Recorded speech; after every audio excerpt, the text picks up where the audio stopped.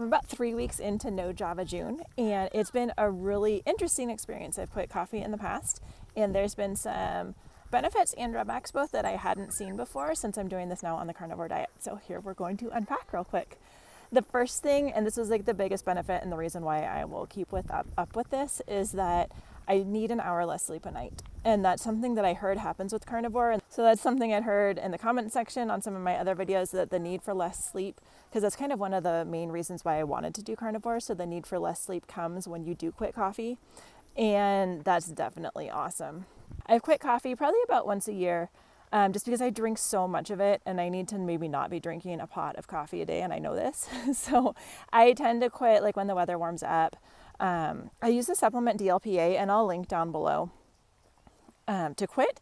And DLPA is something that's supposed to, like, your neurotransmitters use a certain amino acid, and when that's depleted, that's kind of where some parts of addiction can come from, which obviously I was addicted to coffee, and it was something that I wanted to give up to see how I felt.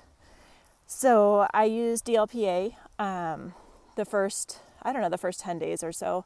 And I just use like a capsule or two in the morning, and then another one if I feel like I need something in the afternoon. And it's just amino acid. One thing when you're taking it is that you do want to be careful because amino acids compete with each other. So just try to take it on an empty stomach, or take it when you're not eating protein, which on the carnivore diet is pretty much we're not eating.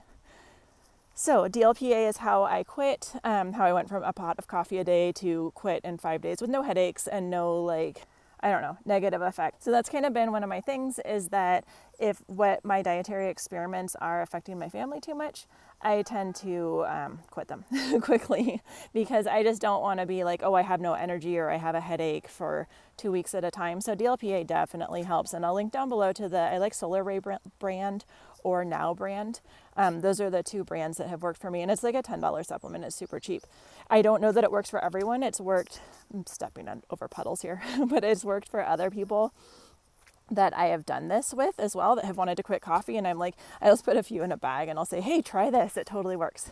So anyways, the first 5 days, like, everyone around me was kind of afraid of me quitting coffee because I was drinking so much, and they thought I'd be awful, but it really was a non-issue.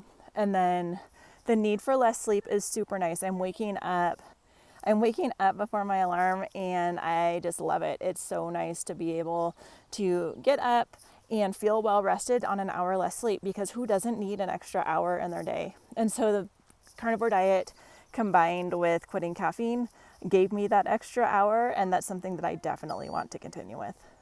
As far as the drawbacks go, the biggest one is that I still crave the taste in the morning. And so I'm kind of doing a dirty carnivore this summer, and I'm keeping in like seasonings and even sauces. Like, we went out for amazing wings, Brando's Wing Company in Bozeman, if you're ever here, amazing.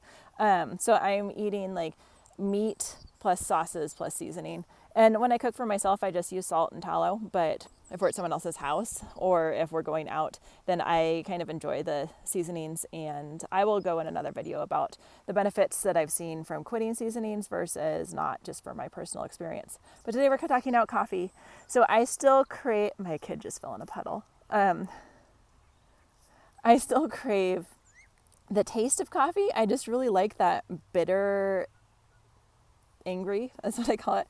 I just really like that bitter and what I call angry taste in the morning. And so that's something I've just switched over to decaf. And so if I really want the taste of coffee in the morning, I will use the French press, because usually we've got regular coffee going in the regular coffee maker, and I just use the French press, and I make decaf coffee. And I'm just using Pete's that I think I got off of Amazon for decaf coffee. I'm sure there's better options out there.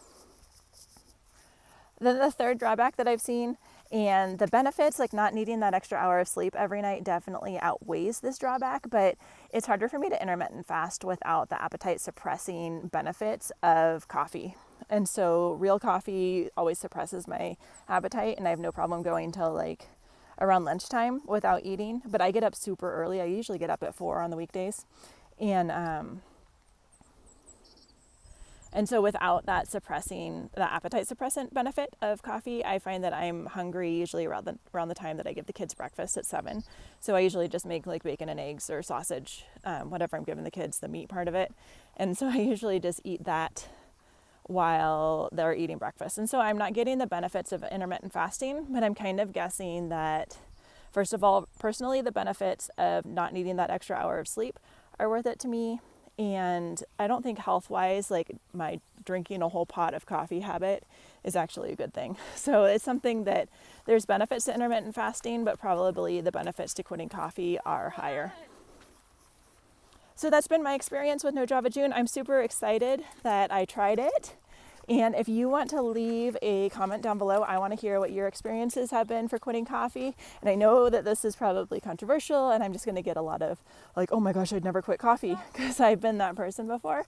And there's no judgment associated with that at all. So I will see you guys back soon. Thanks for joining me.